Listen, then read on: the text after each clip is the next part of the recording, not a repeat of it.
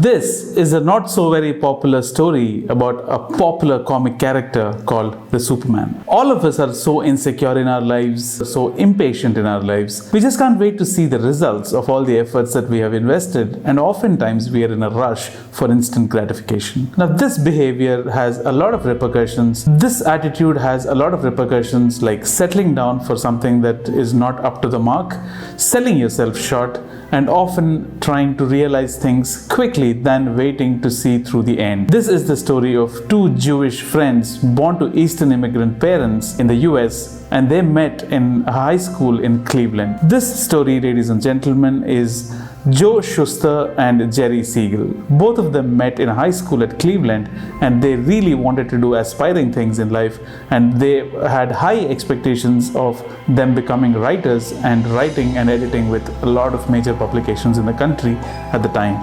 Jerry aspired to be a writer while Joe wanted to make it big as an illustrator, and both of them came together for writing a few comic strips. With their comic strips and a character called Superman, they started running around to all the newspaper editors at the time, and they started trying to sell them what they have written, and unfortunately many of them turned this down, saying this was not sensational enough. While Europe was preparing for the war, in 1930s, these friends came together and created the greatest superhero characters that was ever conceived, called the Superman.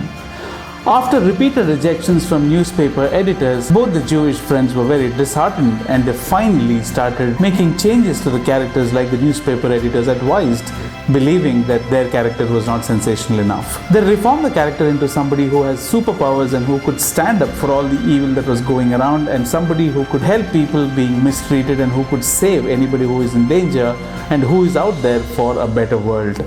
Now, this character was so believable, and it just immediately connected to a lot of people. Instead of the comic strip, the newspaper editor published this into a booklet and started releasing it in the newspapers in 1930s. Instantly, this became a super hit. While Jerry and Joe were really not paid that great, they still continued to pour all their emotions, interest, and passion into creating more such stories. In 1935, both these friends started working for a publication called National Allied Publications, which later got converted into Detective Comics, which is DC Comics as we know popularly today.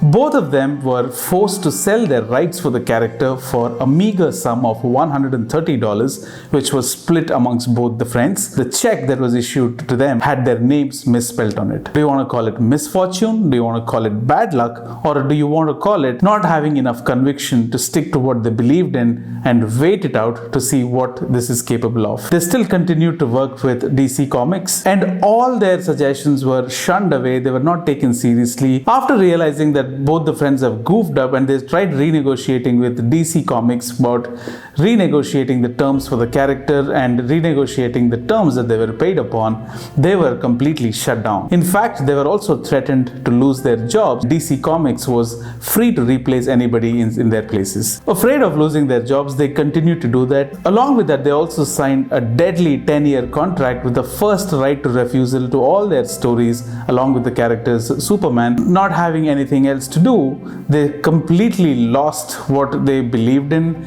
with no control about the characters, and with DC completely not in a position to negotiate to their terms and conditions.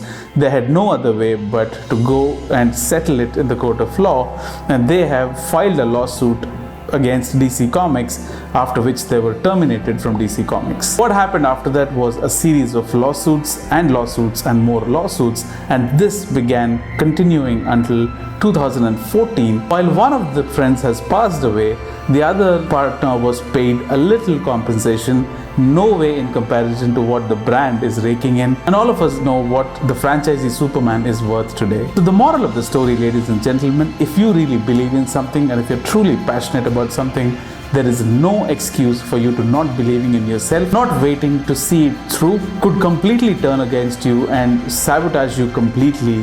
So let's start believing in ourselves.